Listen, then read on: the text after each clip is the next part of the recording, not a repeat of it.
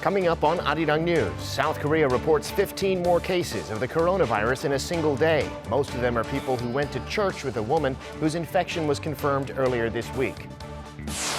President Moon expresses concern over the spike in the number of infections, calling for local response systems to be strengthened as schools get ready to reopen.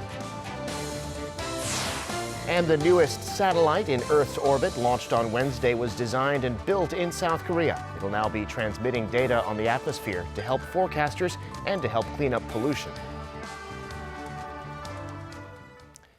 It's 4:00 p.m. here in Seoul. Thanks for tuning in to Arirang News. I'm Devin Whiting. The number of confirmed cases of coronavirus in South Korea has jumped sharply. 15 more reported this morning, bringing the total to 46. With more on those, we have our Kim Jae-hee on the line. So, Jae-hee, what's the latest? Devin, South Korea on Wednesday morning announced its biggest increase in the number of COVID-19 cases in a single 24-hour period. The 15 additional cases brings the total number of confirmed cases in the country to 46.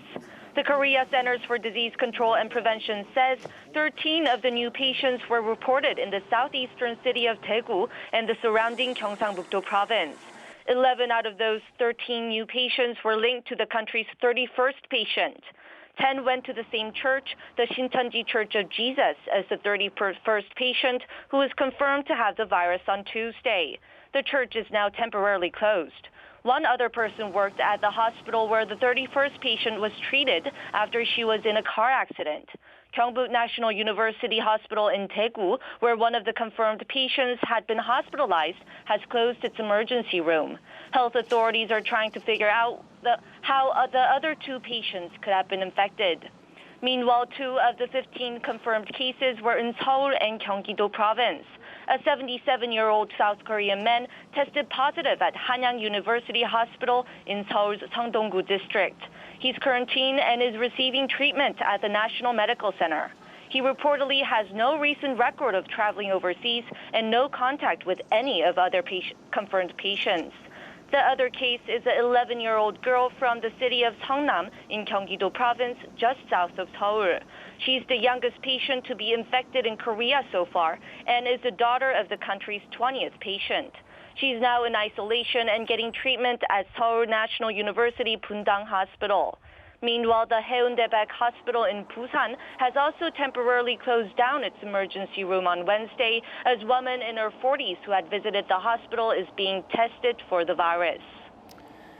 Well, we do hope they all go on to make a full recovery. On a related note, though, Jae-hee, I understand there are some more patients who have recovered and were released from quarantine today. That's right. The Korea Centers for Disease Control and Prevention said on Wednesday that 4 more patients have made full recoveries and have been released from quarantine. This brings the total number of recovered patients in the country to 16. Also, a South Korean presidential jet on Wednesday morning brought back 7 passengers and crew members from the virus-hit Diamond Princess cruise ship that has been docked at Japan's Yokohama port for weeks. The evacuees, 6 South Koreans and a Japanese national who is married to one of the Koreans, landed at Seoul's Gimpo International Airport at around 6:30 a.m. Korea time. The evacuees are now in isolation at a government quarantine facility at Incheon International Airport. They will be under quarantine there for 2 weeks. None of them are showing any symptoms of the coronavirus. There were 14 South Koreans on the Diamond Princess cruise ship, but only 6 decided to set the flight back. Meanwhile, the South Korean government on Wednesday has decided to put an entry ban on foreigners from the Diamond Princess to minimize the possibility of the virus entering the country. That is all I have for now, but I'll be back with more updates in our later newscast. Back to you, Devin. All right, Kim Jae-hee, thank you for that. Now, President Moon has called for a stronger response system to prevent the spread of the coronavirus in local communities. He expressed concern Wednesday after South Korea reported those 15 new cases, including a child. Here's the president.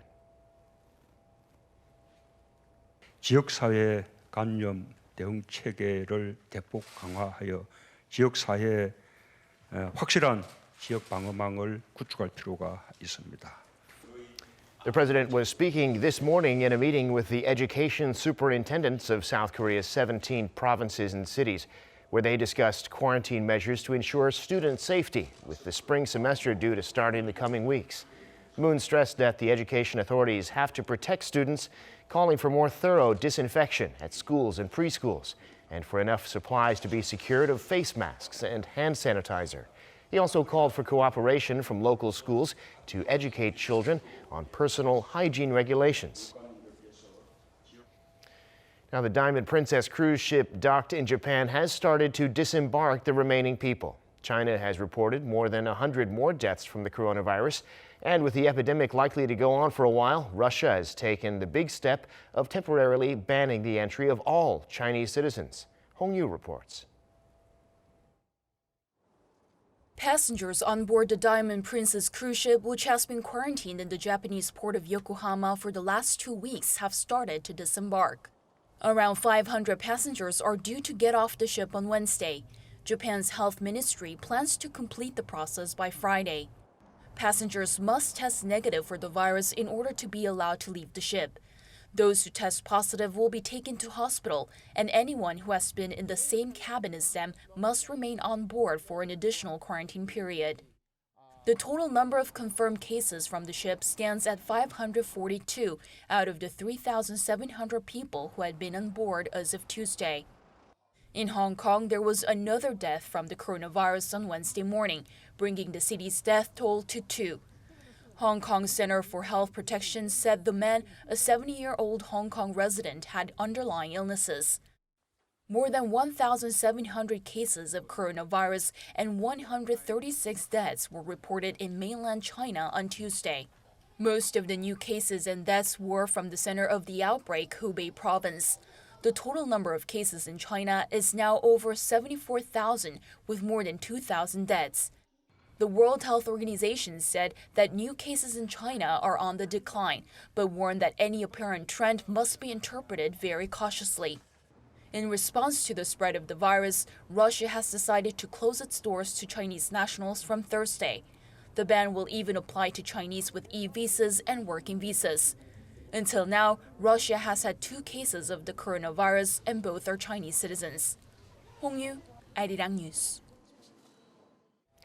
The World Health Organization says its team of international experts in China, contrary to local media reports, could indeed be sent to the city of Wuhan, where the coronavirus outbreak began. The head of the WHO said such a trip could be very productive. Lee Seung-jae reports. A group of experts from the WHO is currently in Beijing and plans to also visit South China's Guangdong province and Southwest China's Sichuan province in order to study the country's prevention and control work on COVID-19. Local media reports indicate that despite those visits, there are no plans to visit the COVID-19 epicenter of Wuhan in Hubei province. However, the WHO's Director General Tedros Adhanom Ghebreyesus shot down the report, saying the experts could be sent to Wuhan, adding that all options are on the table. According to the WHO chief, the experts visited the city last month, and he says another visit could be helpful in trying to contain the outbreak. Meanwhile, the head of the WHO also answered questions about the severity of local transmissions outside of China, saying there's not enough data at the moment. At the moment, we don't have enough data on cases outside China to make a meaningful comparison on the severity of disease or the case fatality rate. We're following up with countries to get more information about what happens about each case and the outcome. However, we have not yet seen the sustained local transmission except in specific circumstances like the Diamond Princess cruise ship. Despite no huge slowdown in the spread of the COVID-19 outbreak, the WHO's top emergencies expert Michael Ryan says China has had success with putting out the fire first in Hubei, as he argued for despite what many believe to be China's heavy-handed response. Lee Seung-jae, Arirang News. And the WHO will meet with a North Korean delegation in Geneva on Wednesday to discuss issues related to the coronavirus. According to Michael Ryan, the head of the WHO Emergencies Program, North Korea does not necessarily have a problem with the virus, but he said his agency's priority is to provide protective equipment to the North. Separately, Unicef says it has sent supplies at North Korea's request. Unicef said previously that face masks and gloves had been requested by the regime, along with Laos, Vietnam, and Mongolia. North Korea so far has reported no cases of the virus, but its poor medical infrastructure could make an outbreak there catastrophic. In other news, Japan's foreign ministry has confirmed a visit next week by the Director General of the International Atomic Energy Agency, Rafael Mariano Grossi. Tokyo-based Kyodo News Agency reports that Grossi will visit the Fukushima nuclear power plant next Wednesday. While in Japan, he'll also meet with the country's foreign and trade ministers. They're likely to discuss how to deal with the radioactive water being stored at the plant, which is currently being decommissioned. The IAEA chief will also pay a courtesy call to Japanese Prime Minister Shinzo Abe. In the South Korean parliament today, the floor leader of the newly formed main opposition party took to the podium for a policy speech. Shim Jae-chol, the floor leader of the United Future Party, used his speech to criticize the Moon administration's record over the last 3 years in terms of the economy, diplomacy, and the Constitution. He brought up a few items in particular: the big increases in the minimum wage, the relationship between Seoul and Washington, and its policies on North Korea. Shim claimed none of these initiatives have brought the changes they sought to achieve. The floor leader also called for improving the country's disaster management system. He vowed to raise the budget for dealing with infectious diseases and called for the ruling party to adopt a resolution on banning the entry of foreigners from China. The cast and crew of the Oscar-winning film Parasite held a press conference in Seoul earlier today. Director Bong Joon-ho and the main cast thanked all those involved in making the film and talked about the honors they've received. Bong said the film's success stemmed from its depiction of real life. Parasite became the first non-English language film to win Best Picture at the Academy Awards on February 9th. The black comedy also won Best Director, Best Original Screenplay, and Best International Feature Film.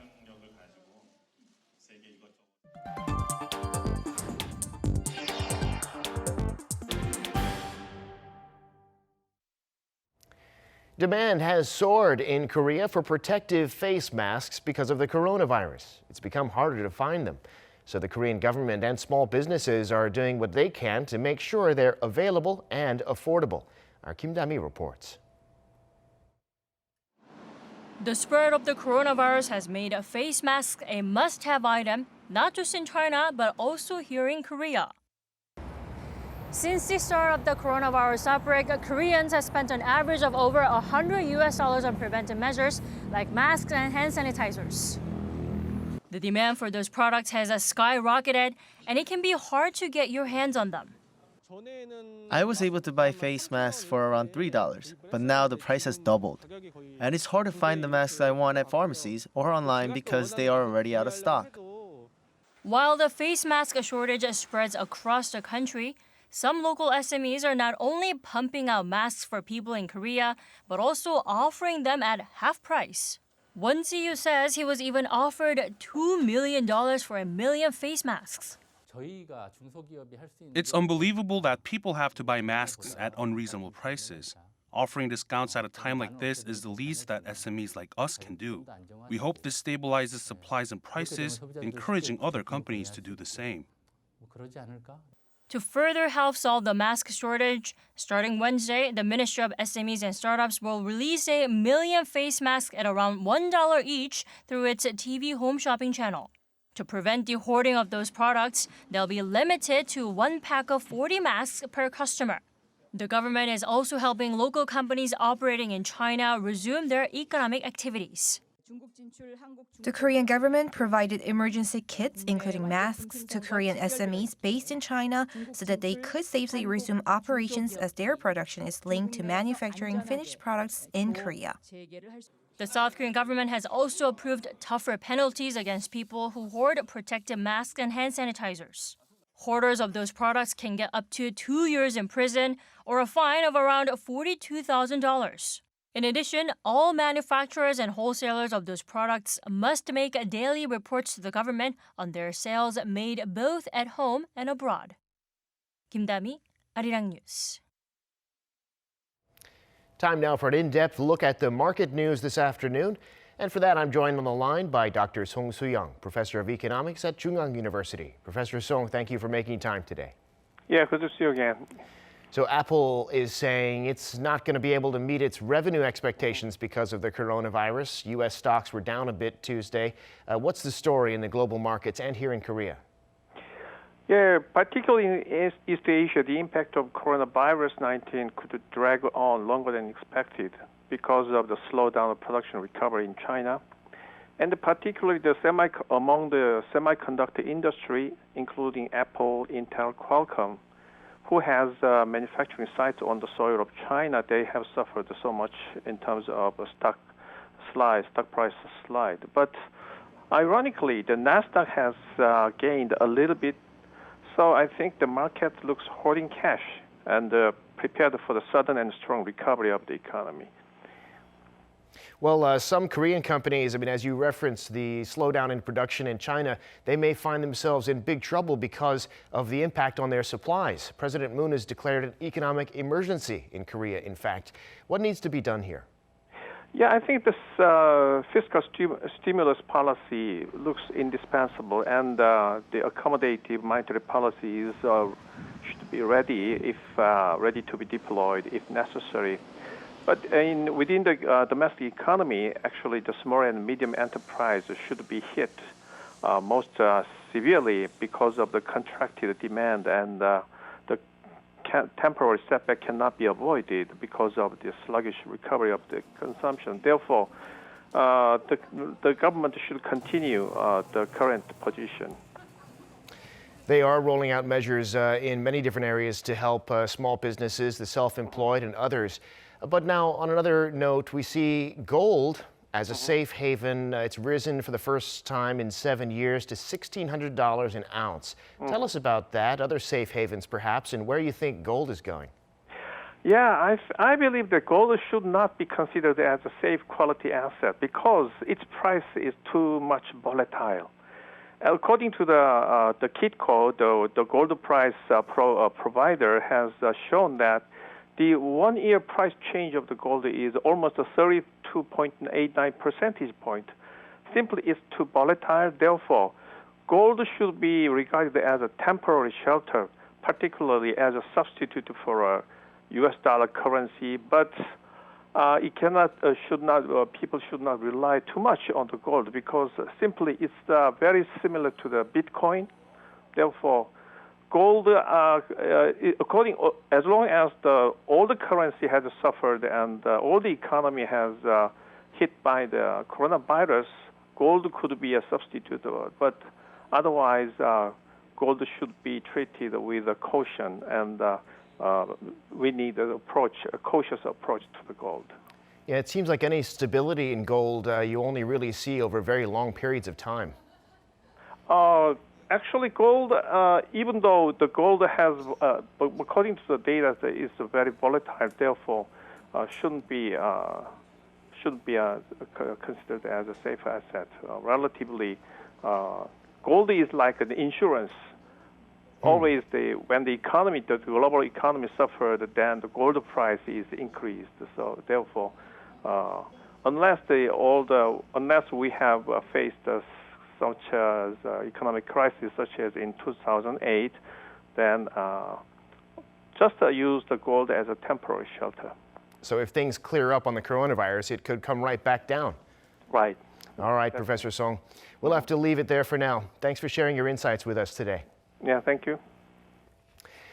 Now, a satellite built by South Korea to monitor pollution in East Asia and the atmosphere in general was launched successfully on Wednesday. The Chollian 2B is now in orbit, where it'll send data to Earth to help improve weather forecasting and to protect the environment. Park Se-young has this story. Built to monitor the movement of fine dust and other air pollutants in the East Asia region, South Korea's Chollian 2B has successfully separated from its rocket and communicated with Earth. According to the Korea Aerospace Research Institute on Wednesday, the Ariane 5 rocket carrying the satellite was launched from French Guiana at 7:18 p.m. local time.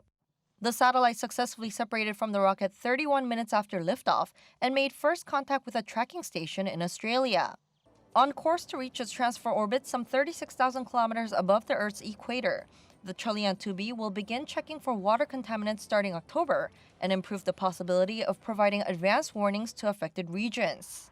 Observation and tracking of fine dust and 20 types of air pollutants will be fully operational in 2021, and the information from the satellite will be used to provide more accurate weather forecasts and allow Seoul to work with its neighbors to reduce pollution in the region. The life cycle of the Chollian 2B is 10 years, the same as the Chollian 2A launched in late 2018. Park Se-young, Arirang News. South Korean chipmaker Samsung Electronics will be making new 5G chips for Qualcomm, utilizing its most advanced chip-making technology. The deal is expected to boost Samsung's market share against one of its biggest regional rivals in Taiwan. Kim Hyo-sun has more. Samsung Electronics has won a contract to manufacture new 5G chips for Qualcomm. Citing multiple sources, Reuters reports that the South Korean tech giant will make some of Qualcomm's X60 modem chips that connect smartphones to 5G wireless data networks.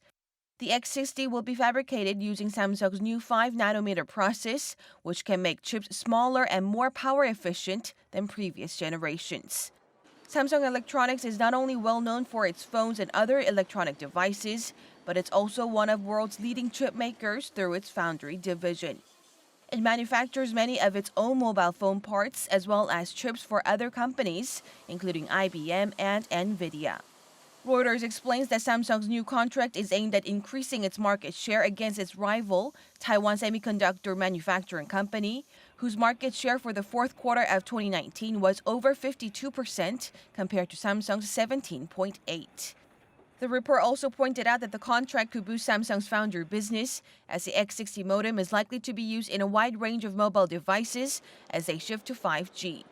Qualcomm explained that samples of the X60 chips will be sent out to customers during the first quarter, although it did not specify whether the first batches of chips would be made by Samsung or Taiwan's TSMC. Kim Hyo-sun, Arirang News. The World Bank has opened an event at its headquarters in Washington highlighting South Korea's economy and its innovative technology. Held for 3 days from Tuesday, this is the World Bank's first event focusing on the technology and innovation of a specific country. It was organized by the South Korean government and the World Bank of East Asia and the Pacific. The government aims to showcase South Korean technology such as smart cities and 5G and share its experience of fast economic growth. A South Korean court has ruled that the ride-hailing service Tada is legitimate and legal. It's a decision that'll likely outrage taxi drivers who say Tada breaks the law by taking money for rides in a van that's rented. The Seoul Central District Court said in the first hearing Wednesday that Tada is a legal, contractual service through which people can rent a car at a preferred time with a driver. Prosecutors had sought jail terms of 1 year for the executives of Tada and its parent company for allegedly operating a transportation business without a license.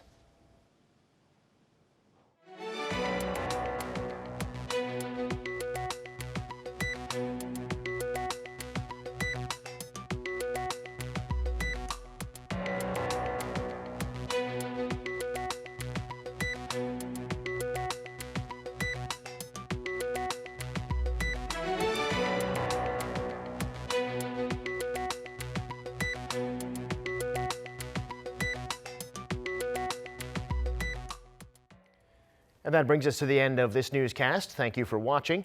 More live news coming your way at 7 p.m. Korea time.